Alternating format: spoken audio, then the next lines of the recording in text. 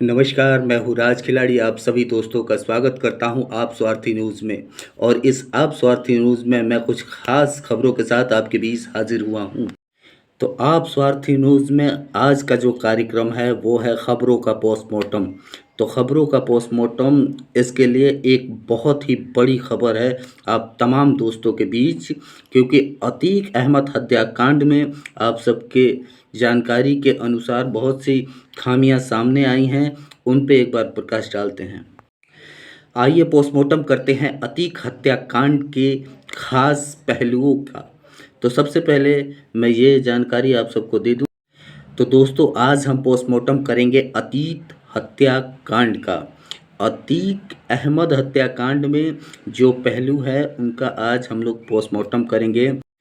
तो आइए सुर्खियों पर पहले ध्यान देते हैं। अतीक अहमद हत्याकांड में जो दोषी हैं उनके विषय में तीनों हत्यारों ने बयान दिया है कि फेमस होने के लिए इस हत्याकांड को अंजाम दिया है।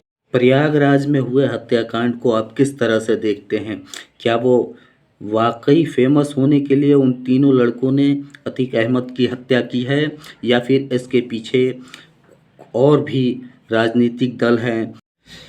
पूछताछ में उन लड़कों ने कबूल किया है कि अतीक अहमद की हत्या सिर्फ फेमस होने के लिए उन्होंने की है। तो इस फेमस होने के लिए उन्होंने दो हत्याएं की हैं। तो आइए फिर लेके चलते हैं आपको एक बार। विपक्ष में बैठे नेताओं ने यह इल्ज़ाम लगाया है कि ये हत्या योगी सरकार की सूझबूझ का नतीजा है। क्या आप भी ऐसा समझते हैं? तो आइए करते हैं इस हत्याकांड का पोस्टमार्टम। ओवैसी द्वारा लगाए गए इल्ज़ामों में तीन बातें सामने आती हैं। पहली बातें ये हैं कि अतीक अहमद के पास ये हत्यारे कैसे पहुँचे, और दूसरी बात यह है कि जितना वक्त लिया इन हत्यारों ने अतीक अहमद और उसके भाई को मारने के लिए, इतने वक्त में प्रशासन ने एक भी गोली नहीं चलाई इनके खिलाफ। तो ये सोची समझी साजिश है या कुछ और? तीसरी बात यह है कि अतीक अहमद के जो भी हत्यारे हैं, किसी न्यूज़ ने बताया है कि वो प्रशासन के साथ ही आए थे। क्या ये बात सही है? ये तीनों बातें मीडिया के सामने ओवैसी ने कही है। तो आइए करते हैं इन तीनों बातों का पोस्टमार्टम। पहली बात यह है कि इस हत्याकांड में वर्तमान, भूतकाल और भविष्य काल के किसी भी राजनीतिक पार्टी का हाथ नहीं है। अगर होता तो कौन सी पार्टी चाहेगी कि उसके द्वारा भेजे गए हत्यारे आत्मसमर्पण कर दें?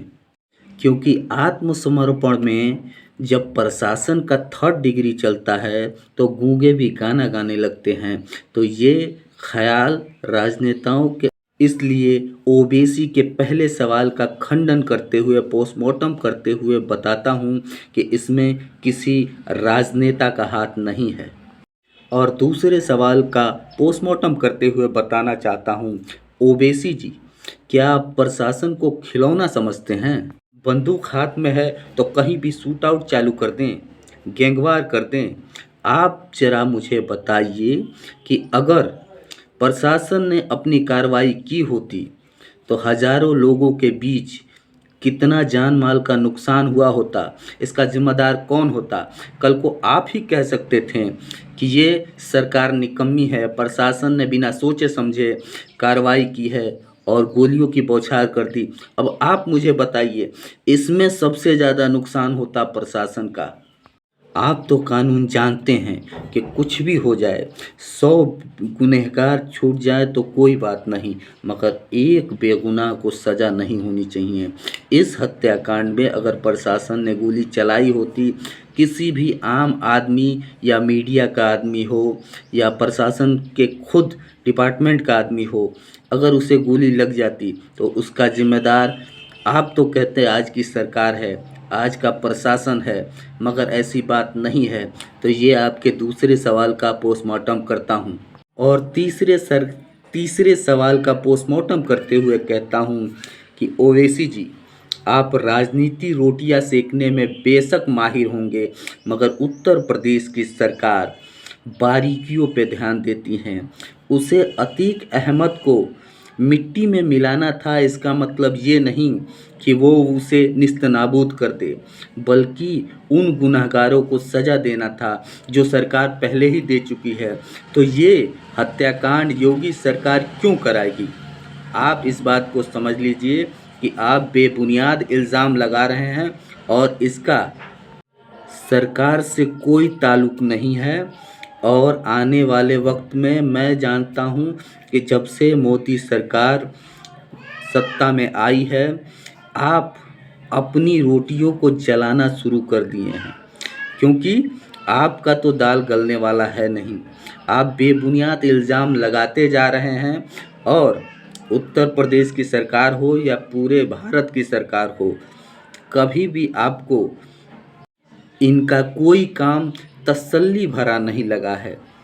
और मैं जहाँ तक जानता हूँ कि आपकी तसल्ली तब होगी जब आप खुद हिंदुस्तान की गद्दी पे बैठना चाहते हैं और बैठ जाएंगे, तब कहेंगे कि सही जो हो रहा है वो सही है और जो नहीं हो रहा है वो भी।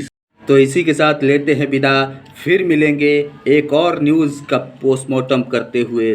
तो देखना ना भूलें आप स्वार्थी न्यूज़ आप सभी दोस्तों के बीच। जय हिंद।